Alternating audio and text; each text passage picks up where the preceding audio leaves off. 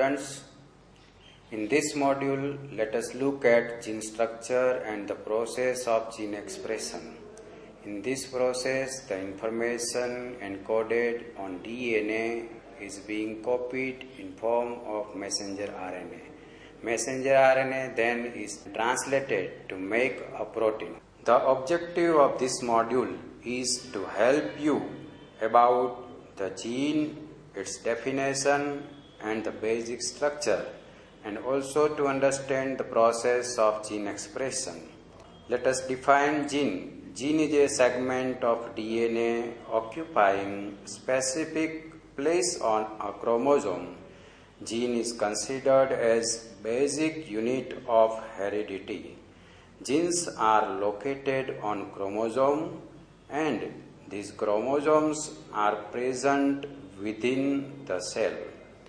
Gene expression is a process in which genes act by directing the production of RNA, which determines the synthesis of protein that make up living matter and are the catalyze all the living cellular processes.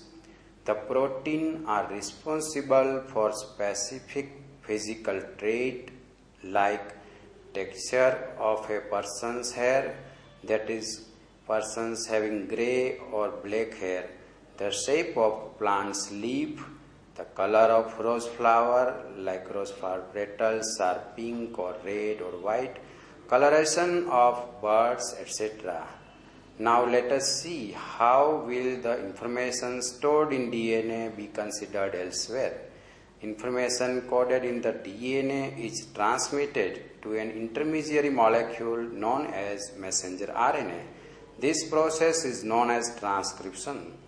The information on the messenger RNA is then interpreted and translated into a sequence of amino acids which makes up a polypeptide. This process is known as translation. The polypeptide, either on its own or in conjunction with other polypeptide, carried out the function specified by the information in the DNA.